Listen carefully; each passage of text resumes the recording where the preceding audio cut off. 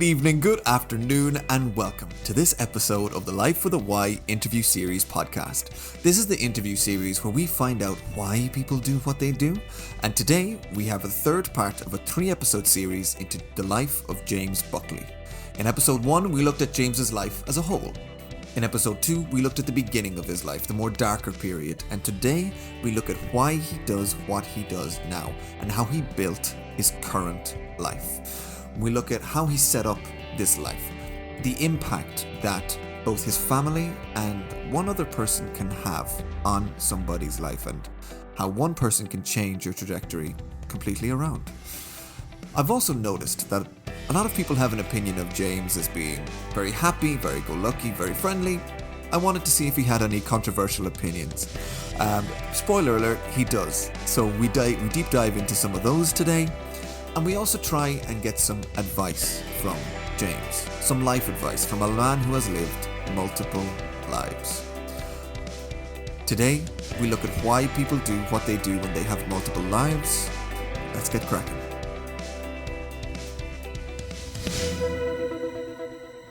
Well, James Buckley, welcome back. Who knew we'd make it to 3 episodes? I did. I'm glad, man. I'm glad this was your idea, and I'm very glad. Yeah, well, look, I'm very glad that we managed to get to episode number 3 of this.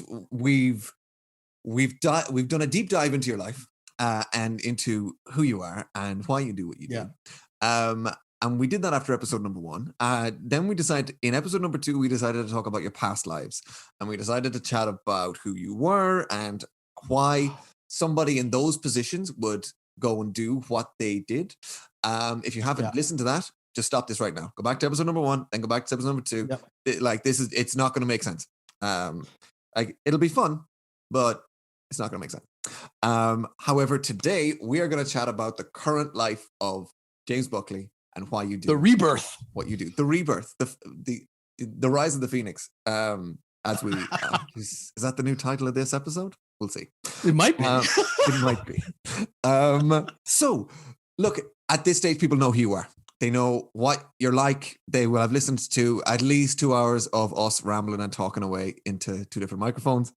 But let's do a quick recap. Before we get into why you do what you do, what do you do? Can you describe your current life to me?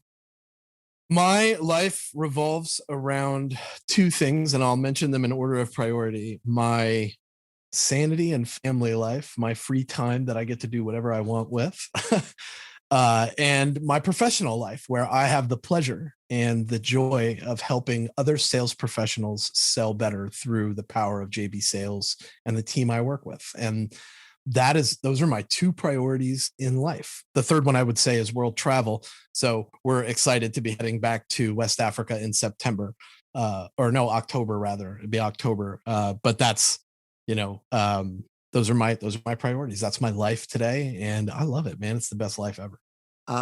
Amazing. No, that sounds. I'm particularly jealous of the travel. It'll be a little while before I get to do that. As you can see, the hair is growing out, so we're still locked down. I'm headed back to Ireland as soon as possible, so be ready. And I'll see you here. So actually, but when did this life start? When did 2015? Tell me more. 2015, I took my very first SaaS job. I graduated from college as a non-traditional student in 2014. I always tell people I went to college, and because I'm nearly 40, they think that I graduated like 20 years ago, which is awesome. But no, I graduated from college in 2014, and in 2015, I began my career as a SaaS sales professional at a company called Cirrus Insight. They did Salesforce and inbox integration with Gmail at the time only.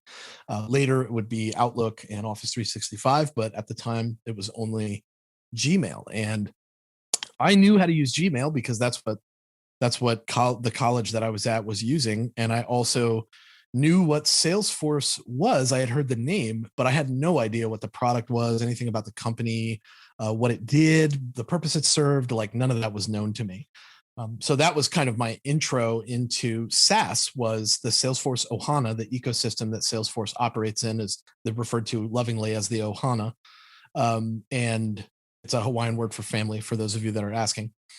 And that ecosystem was like home for me. There were all these great networking events all over the world that I was being sent to.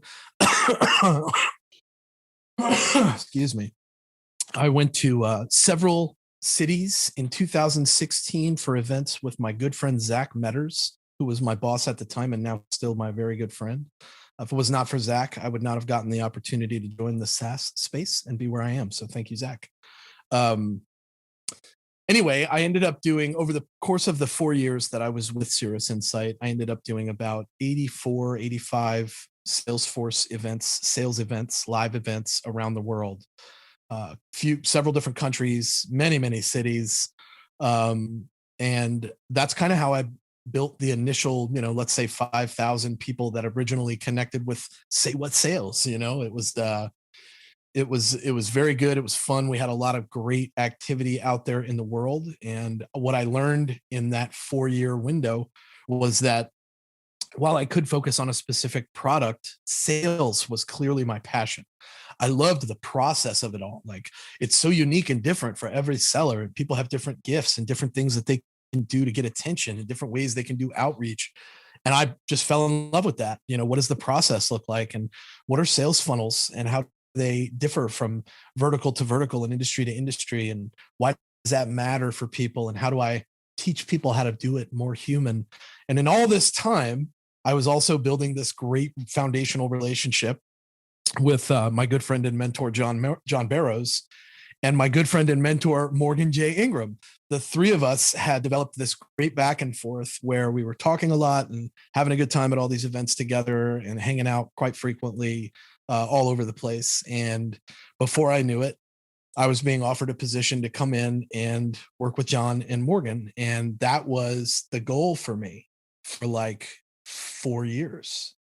So the moment it happened, I typically would say, after getting a job offer, let me talk about it with my wife and I'll get back to you. But in this instance, when John said, what do you think about coming on board? I was like, where do I sign, man? Let's do this. Done and done. You almost took his hand off. Yeah. I sure did. So, this is my dream job, and I wake up every day super excited to do it. And I have the great pleasure of working under the Chief Growth Officer, Chief Revenue Officer, Chris Merrill now, who's known John since they were 5 years old. And, what a great man to learn underneath. I've been able to see an organization from across all instances, across all departments, across all processes now for the first time ever. Typically sales and marketing, not an easy alignment to make. And I think JB Sales is the best company I've ever worked for because they do that particular job really, really well. This is a very different life than what we described last time. Yeah. If you'd asked anybody 20 years ago where I am today, they would not have described what I just described. No, absolutely not. And there was we've talked about a couple of different growth moments. We talked about a couple of different inflection points in your life. There's one I really would like to talk about. And that is Angie. I'd love to talk about your current wife, your wife. Yep. So I would say that my wife is probably my number one influence for growth and development.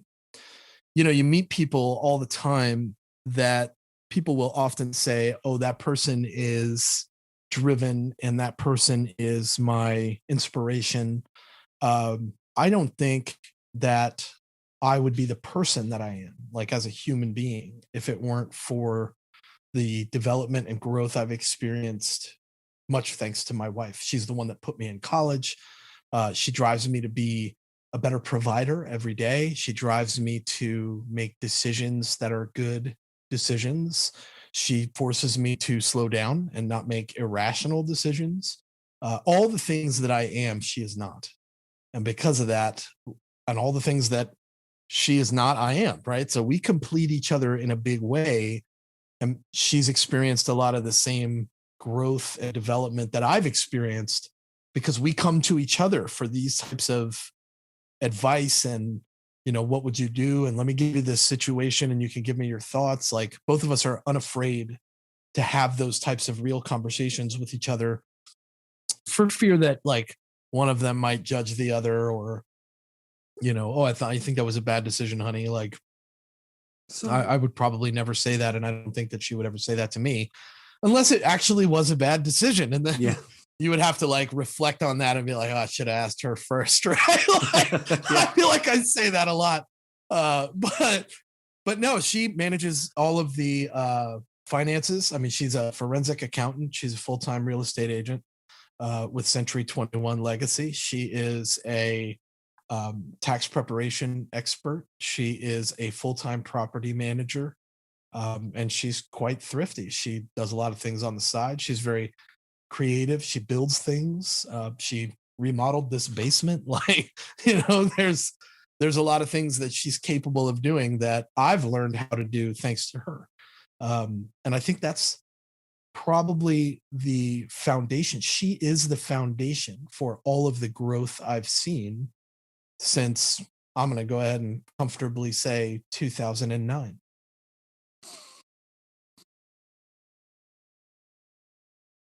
So with that, a lot of people, particularly after the pandemic, if they went into the pandemic single, all going well, they would have come out of it single. If people are less, I'm not going to say how does people find an Angie, because there's only one. However, what I will say is, if you guys were so opposite in so different ways, I mean, the thing that you said, everything that you're not, everything that you are, she is not. How does that begin? I know they say opposites attract, but like, how does one come into contact with somebody like that can complete you like that? And yeah, we were neighbors. Push them away. You were neighbors. We were neighbors in a subdivision in Tennessee. She had moved to Tennessee from Illinois, and I had moved to Tennessee from Miami, and we ended up living in the same subdivision. That's how we met. So if you haven't found the love of your life yet, you're living in the wrong house. Move to a subdivision, right? Exactly. But can you actually talk? But we did find that living in a subdivision was not for us. We didn't like the closeness. There was a lot of people that were like right on top of us, everybody in our business. Like, subdivisions have their drawbacks too, Yes. So can we go back a little bit to the beginning of the relationship? Funnily enough, yeah. So you had come out of a divorce, and she had as well. And there's a lot of trust building that needs to be done up at the very beginning of that. Now, she seems to be a big part. Yeah, there's a lot of trust building and a lot of space. Yeah, so she seems to be a big part of why you do what you do. Yeah. But it wasn't always like that. So how did you guys start to build the foundation of that? I think both of us were really able to give each other the space we needed. I did not have an expectation that she would immediately attach to me and be my girlfriend because she had just gone through a divorce. I did not want to immediately attach to her and become her boyfriend because I had just gotten out of a divorce, and we were both kind of like in this flux mode and appreciated that about each other. So it was very much like, I've got to go do this thing. Okay, see you later, right? Like, there wasn't this expectation that we would constantly be spending time together. We always gave each other the space we needed. We had two separate houses that we would retire to at the end of the day. There wasn't a big rush to get into a living situation with each other. The kids were all adapting to the situation at the same time, and we knew that. She was seeing other people. I was seeing other people for a while. Like, we appreciated the fact that I think that we knew we needed to go do something for ourselves, go be our own person for a while, have the freedom that, let's be frank, divorced people feel like they don't have it. So when you get divorced, you go and you experience that freedom, travel, going down to Miami and hanging out with my family, and going down to Tampa and seeing my sisters, and driving with my best friend over to another state and spending the night in a hotel and hanging out, right? Like, drinking beers, like, all the things that you want to do when you're married to somebody that prevents you from doing that for one reason or another. Again, not my intention to speak poorly of my ex-wife. I would never do that. But when that happens, it's important to recognize that you are going through a life-changing situation, and you need all the space in the world to be able to make the decision that's best for you. As it turns out, we both agreed that we were happiest together. That worked out really well for us. I let her do whatever she wanted to do. She let me do whatever I wanted to do. And it turned out we both wanted to be with each other. So it made perfect sense in the moment that we decided to become an item. And that was because we allowed each other to be individuals first. You know, I'm actually getting parallels here with the work as well. I'm getting there are a lot of parallels them. in that it was, you know, yourself and John and Morgan, you guys Yep. all were building on your own, and then Yep. decided that you'd rather build it as, I don't want to say an item. We That's a still very build on our own. Exactly. We still build on our own. Morgan has the one up formula. I manage the on demand side. John is John and does all kinds of crazy stuff. Like, John will never call me and be like, what are you working on? What are you doing? I want to micromanage you. That's not a thing, right? My current wife will never call me and be like, where are you? And who are you with? And why do you? That's not a thing, right? So there are a lot of parallels with the job life, the professional development life, and how we grew as individuals when we got together. And I think that is a very good observation to make for people that are out there and are talking all the time now. And this is a big conversation about like work-life balance. It's not a balance. When I think of a balance, and this is John in my head all day, when I think of a balance, I think of a guy on a tightrope with like the bar and they're trying not to fall, right? It's more of an integration. It's more of an API. It's more of two things working together. I don't work a traditional 9 to 5, right? I work when my customers need me to work, and when my prospects need me to be there, I work, right? I just work. The same thing happens in your personal life, right? Sometimes you have to break away from the personal life to go deal with the professional life. Sometimes you have to break away from the professional life because your personal life needs attention. These are the things that we're learning in 2021 post-COVID that we didn't appreciate before. And now we can really appreciate them. So when people are looking at this kind of thing, it's funny because people will have come out of or are currently coming out of a COVID situation or a lockdown thing, and they've been living a very particular life, and then and look, I've had relationship conversations with quite a few of my friends recently, a lot of whom have been single throughout the entirety of COVID because it's been obviously a hell of a lot harder.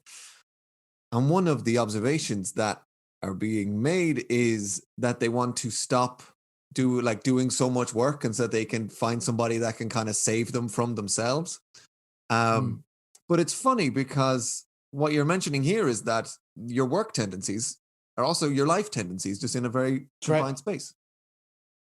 It's true story, man. I feel like I speak to people in my personal life in a very similar tone and fashion as I speak to people professionally.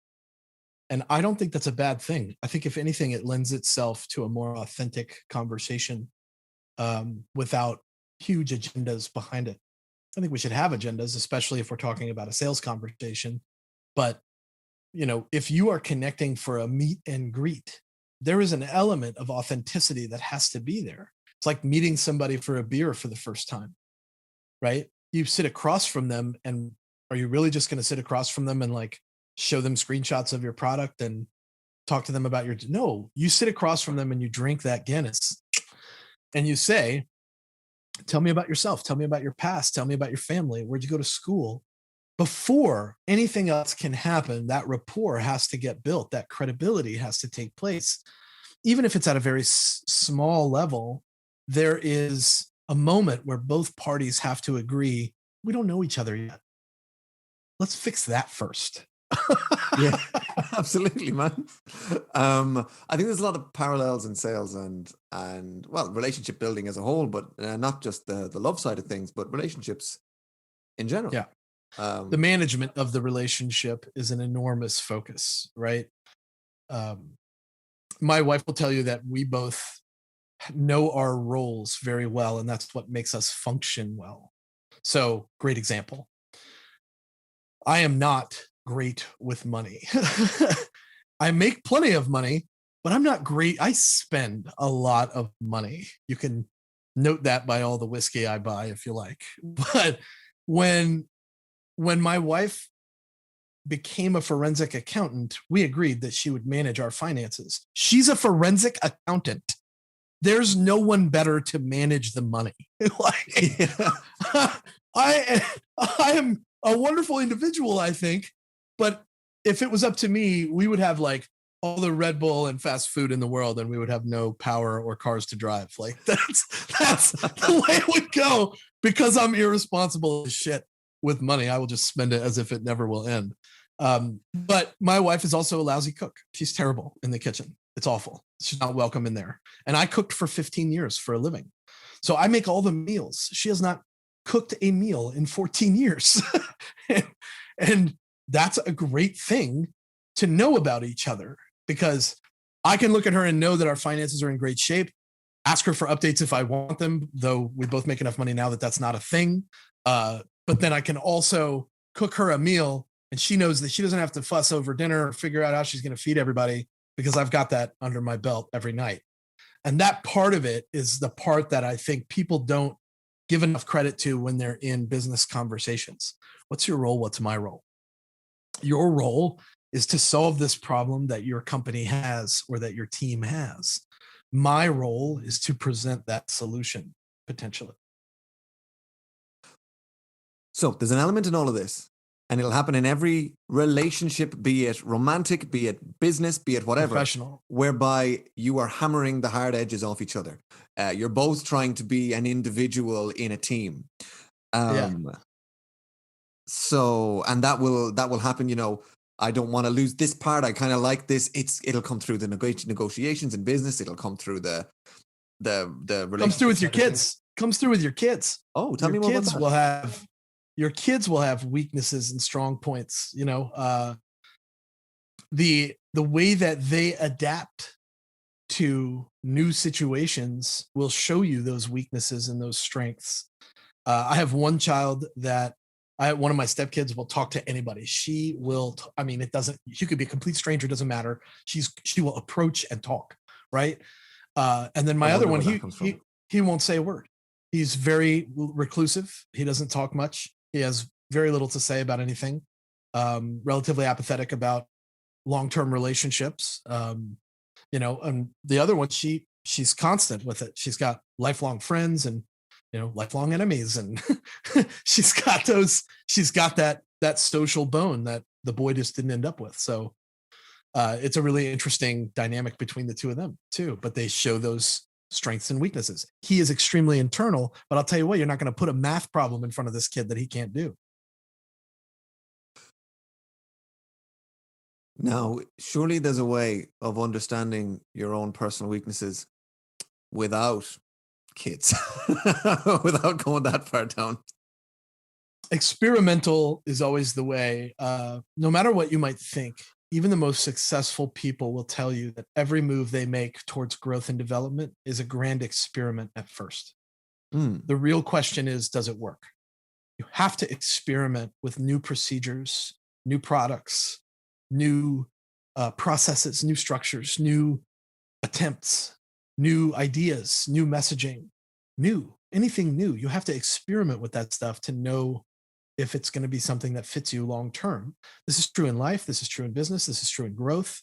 This is true in development. This is true in social media. This is true with raising children. New is the way to go all the time, every time, which is why it's really interesting in our space, our world, right? There are loads of people out there that are leaders, directors, managers, VPs, board members, and so on and so forth. The teams they manage, this is like the hypocrisy of leadership, right? The teams they manage are out there trying to get people to change. But those leaders that we are selling to are often resistant to change. And that in itself is a paradox. Again, that seems to be a big part of your why, this newness. You're talking about travel, you're talking about helping salespeople. Particularly in the SaaS space, there is no, you step out for a day and you're behind. Yeah. So it's, and actually, it's funny you say that. In 2015, when I started at Cirrus Insight, we were the only one of our kind. So I was cold calling people and literally saying, did you know that you could work in Salesforce from your inbox? And they would go, no, I didn't know that. And you'd go, I'd love to show it to you. Are you free Thursday at 3? I'll send you a quick invite. And they go, yeah, sure. And you send the invite and you get paid. And you're like, holy shit, this is the easiest thing in the world. Fast forward like 4 months. My 4th month in, new products started hitting the scene. And our AEs would come downstairs and we'd have these all hands meetings where we would hear about all these different products that were coming into these conversations. We're like, man, where are all these people coming from? Well, they're all coming from the fact that we had built a $10 million ARR organization in like 6 months. So they were like, holy cow, let's build something similar. And that's where the Yeswares came in. That's where the Tout app came in, and Riva came in, and all these other apps that started existing in the space that did Salesforce and inbox integration or work in Salesforce from this little side panel, right? There were a lot of like versions of that out there almost overnight, like 3 to 4 months after I got the job at Cirrus. So it's amazing, like you said, how fast things change in the SaaS space specifically. I think that's been good for you, though. And I think, again, that's a big part of your why, because everything has been changing very quickly your whole life. Yeah. From all the conversations that we've had, I know it's a cliche that the only constant is change, but wow, in your life, that has genuinely been the yeah, I agree. I adapt to change very, very well. I am easy to coach because of that reason. Well, speaking of change then, what do you know? You're about to turn 40 soon. This year, yeah, October 30th. Yes. People call me Boo. What did you say? People call me Boo in my family. I was born the day before Halloween. I had no idea. Okay, that's really cool. So, man, you're halfway there. So what would be your biggest hope for the future? Because you've got a lot of living yet to go. You know, what's your why going to be going forward? Yeah, I think my why going forward is probably my joy comes from helping others. So the more that I can help others succeed, both professionally and personally, and I always say we can't grow professionally if we're unwilling to grow personally, and vice versa. We can't grow personally until we're willing to grow professionally. Because those two areas have been so great for me, from rags to riches kind of thing. I feel like that's where my why has changed and is likely moving towards that why in the future is, how do I help more people see it the way that I've seen it? How do I help people achieve more, become greater than what they were yesterday? If I can focus all of my energy on that, everything else will just happen, right? Everything else will just come naturally. It will organically take place. And I think the reason for that is because we put our passion in the things that we believe in. And you know what I believe? I believe that we are all meant to be successful. It's a matter of the choices we make and where we spend our time that drives us to that success. And what's your biggest hope for the future? I hope I can build a better relationship with my kids, my own kids. Mm-hmm. They are distant from me. They don't speak to me very often. And I know that there are many people in this world that were in their 30s and 40s before their kids developed a relationship with them. I've seen this firsthand on multiple occasions. And all I can hope for is that one day I would become a resource for them for love, affection, guidance, attention, all the things that I've missed out on since the divorce. That's my hope for the future for me. I think everybody who knows you knows about that. And I hope so. That element of, and actually, I think somebody else has said this on a podcast as well. But I'm looking forward to like seeing the day where I'm like, hey James, like what's going on? What's going up? And he's like, I can't talk to you right now. I'm talking to my kids. And I'm like, go do that. It's gonna happen one day. I mean, I feel like it's inevitable that they will have questions and I've got answers. I don't think that I'm the person that I was when I removed myself from that bad situation I was in.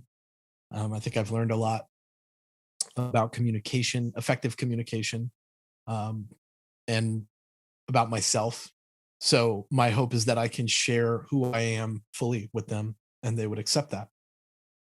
The main thing that I get whenever we talk is this sense of authenticity from you. There's a lot of things that you say that coming out of somebody else's mouth, I'd be like, oh, that's cliche, or oh, that's BS, or like you literally said something earlier is what you love to do is to help people grow.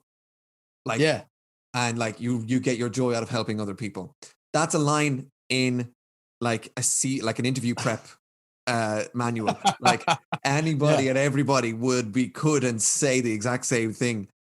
And the thing is, with yourself and everything that we've talked about has been genuinely authentic. Yeah. There's been lots of elements that we've talked about in all the different areas of your life, whereby The reason you believe that more so than when you hear it from others is because I'm also willing to be vulnerable. Mm, When you have somebody that's unwilling to be vulnerable but willing to talk about their passions, it's that part of it becomes kind of phony in a way. But we have to get personal if we want to grow professionally. As I said, putting myself out there has led me down a path I never would have imagined. And one day when those kids have questions, they're going to find Say What Sales. It's inevitable that is yeah. going to happen. We live in a very interconnected world, and they are, while very young, they're teenagers now. And because of that, it's just a matter of time before social media creeps into their lives. And let's be frank, I'm everywhere. It's hard to miss me when you're looking for me. There's only one other James Buckley, and he's a British actor that I can't seem to be ahead of in the search criteria when you Google James Buckley, but it's a goal of mine. It's going to happen. Watch out, James Buckley. I'm coming for you. The goddamn in-betweeners.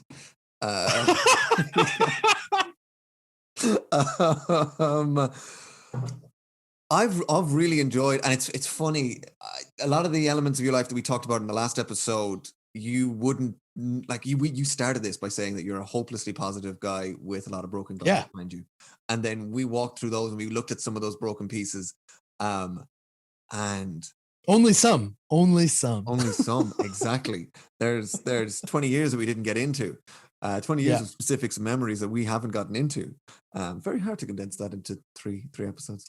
But I think one of the things that strikes me, people are bigger than you think they are, and it's hard to fit a lot of individuals into boxes. And that's what we tend to do in these little 1-hour segments, right? Mm-hmm. Is we put people in boxes. And that's why I think this show is different. And I'll just say that for the listeners out there, the show is different because it doesn't put you in the box. It actually removes you from the box so that all your vulnerabilities and passions can be displayed for everyone to actually see in reality, instead of I'm only going to show you what I want to see, which is what a lot of shows do. Look, I'm glad that you come back so often. However, we're not done, because the box that people would have put you in would have been, very happy, very positive, very enthusiastic right now. And I kind of want to see if there's anything negative we can pull out. So here's a question. Here's a question. I mean, if anybody can like come away from the next 20 minutes of this podcast and go, God, that James guy's an asshole, I don't know how I feel about it, but we'll see. So question, what would be one of your most controversial opinions? Because Americans love opinions. So what would be your most controversial opinions? So I have a lot of unpopular opinions, and one of them is that everybody should be accountable and punished. They should suffer for the mistakes that they make in some way, shape, or form. Otherwise, they're doomed to repeat that mistake again. Okay, that doesn't seem ridiculous. However, you don't think that's ridiculous, but a lot of people believe that no matter the mistakes that you make, bad things shouldn't happen to people. That's like saying everything should be fluffy and flowery all through life, and that's unrealistic. I believe when people make a mistake, they should suffer the consequences for that mistake. Great example. I decided to divorce my wife. The consequence was that my children don't speak to me. I suffer from that mistake every single day. But because of that, it drives me to do better. It drives me to be more. So that's an unpopular opinion that I share with people all the time. Oh, man, you're going to pay for that one. Like that's the way it goes. In martial arts, when people make a mistake, their opponent capitalizes on it every time. This is part of life. It's the Tao. It's the way of life. And we have to start embracing that consequence. Otherwise, what's the point? There will never be growth. It'll be, I missed it again. Whatever. Right? Like there's no care behind it if you know that no consequence will come. I also have another unpopular opinion, and that is that my generation of parents, the Generation X and the millennial parents, we suck at raising kids. We suck at it. It's the worst. Right? Okay. We enable them to get anything they want. They don't know what the word no means, right? Gen Z and younger, right, are probably going to carry that terrible torch through their lives, and it's our fault. And if you ask any baby boomer, they would tell you the same thing. Oh, we suck as parents. Look at you guys. You're all messed up. Hang on. Let's go back a second. You're okay. So what? Are you a millennial? Is that how that works?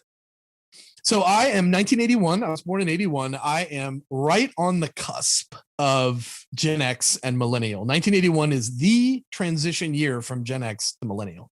Okay. So I am 1998, meaning I am on the cusp of Gen Z. Yep. Of Gen Z. So who messed up who here?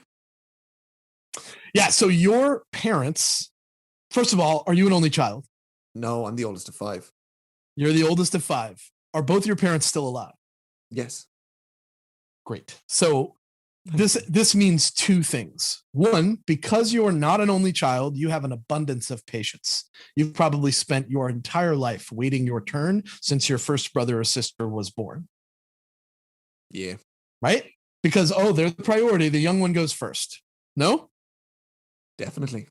Particularly. So now you have this ridiculous amount of patience that most people your age don't have because you're not an only child. And both of your parents are still alive. And here's what that means. Your career, your growth, your development, your level of success, the way you perceive it is your number one focus. And the reason for that is because when we lose a parent, everything else, including our professional growth and development, has the volume turned way down. That sense of loss is not something that we bounce back as very fast from, right? It takes time. Because of that, your focus is growth and development on an epic scale. You want to consistently be moving forward. You probably reach out to your parents and talk to them often. How's everybody doing, right? You're the oldest, so your job is basically to guide your younger brothers and sisters to some level of success that you perceive to be worthy of their masterhood or whatever, right? That's part of your genetic makeup.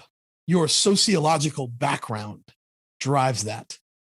For me, my level of success is dictated by 2 people. 1, my mom, who I feel I owe the world to, and 2, my wife, who has helped me grow and develop into the man I am today. But most parents that are millennial, their children are the first to go through school with smart technology. Because of that, the world has been at their fingertips. Information has been readily available their entire lives. And as a result, mom and dad have become less of a resource for what's true, what's real. Now we have this entire generation of people who literally can swipe right and get anything they want as long as they have access to financial means. Credit cards, debit cards, usually belonging to mom and dad. But that swipe right mentality is bleeding over into this generation of children who have a difficult time communicating with anyone, right? They have a difficult time explaining their emotional status because they live their life in the phone, in the box, in the right? magic rectangle. Yeah, this is a very unpopular opinion. Most people are going to scorn me for this. I'm fine with your judgment. I don't care. Right. The fact is, Cancel James Buckley for his opinions. Nah. Yeah, feel free. Scorn me. I'm fine with it. Doesn't bother me at all. But I think every parent that is a millennial or older has uttered the words, God, they just spend so much time on that phone. God, they just constantly are watching television. God, they're just constantly on that computer all day. Like, there's an element of enablement that's happened at our parents and older level that has geared us towards this inability to communicate effectively. And I can't stand it, but I live in it every day. And we just have to accept it and move on, because that's where we're progressing as a society. Again, unpopular opinion, but happy to share it. Interesting. So, see, this makes sense with you. Like the unpopular opinions that you have, like the deepest, darkest, this is going to get me cancelled stuff, is actions have consequences, and learn how to communicate better. Millennials can't communicate, or children can't communicate anymore.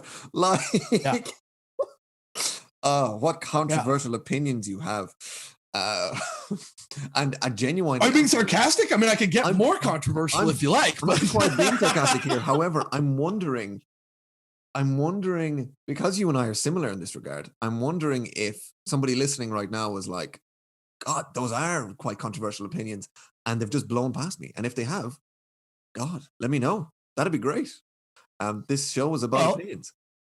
Somebody out there is going to say, well, I disagree because I'm a Gen Z and I connect very well and my communication skills are great. Let me tell you, you are a statistical outlier.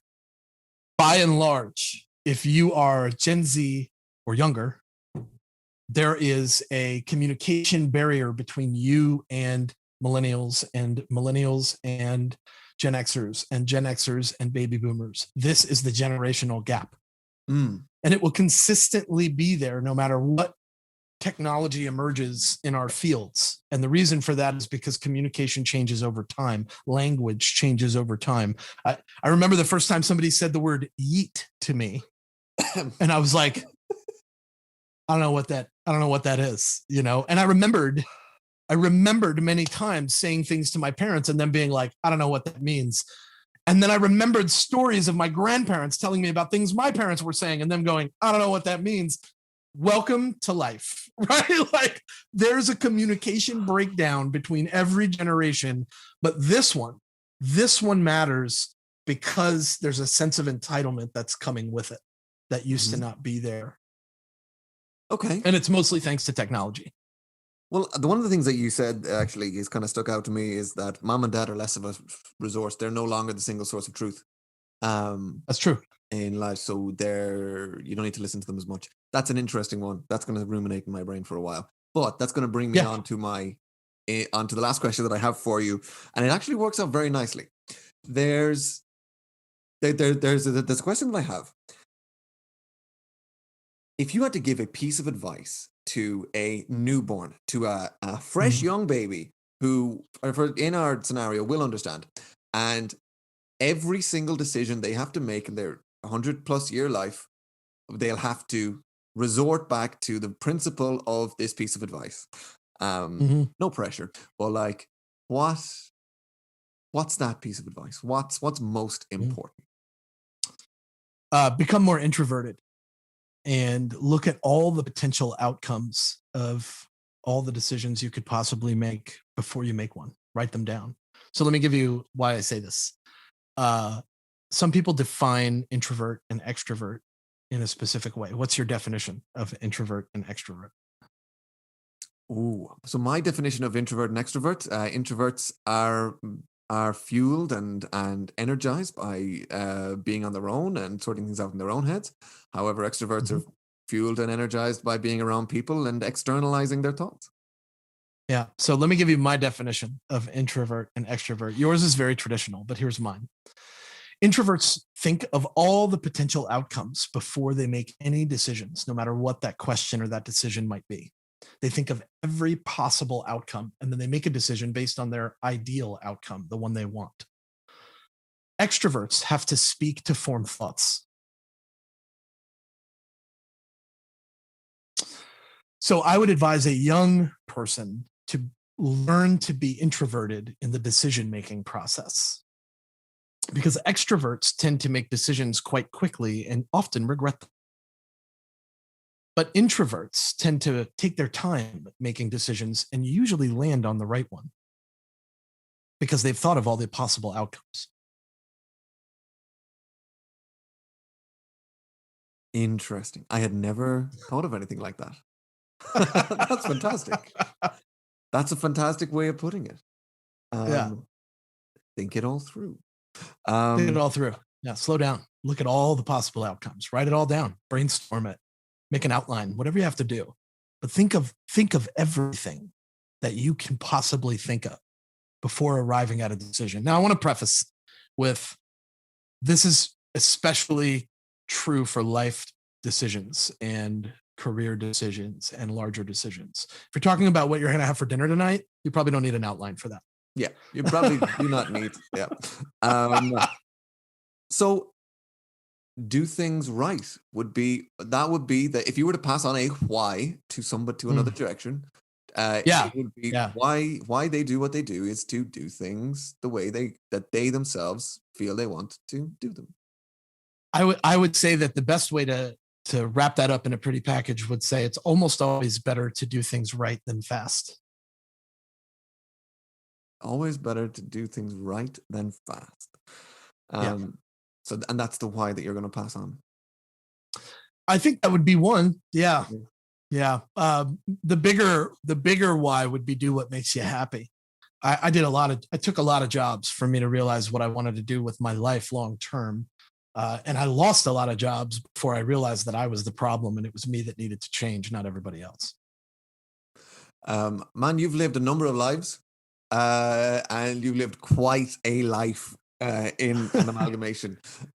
Still a long way to go, buddy. Still a long way to go. We're going to do this again in 40 years, and we're going to have I don't know, like you're going to have 3, 4, 5 lives now between now and then. That's a date, man. Remember that John Barrows guy? We'll say that in 40 years' time. James, I will probably be sitting at a table drinking whiskey with John in 40 years. That sounds, you know what? I'm inviting myself. James, thank you very much for joining. I've told this story before, but in our first episode, I just ran it like a normal episode. And afterwards, we decided that we'd only touched on a couple of points and we hadn't gone deep into anything.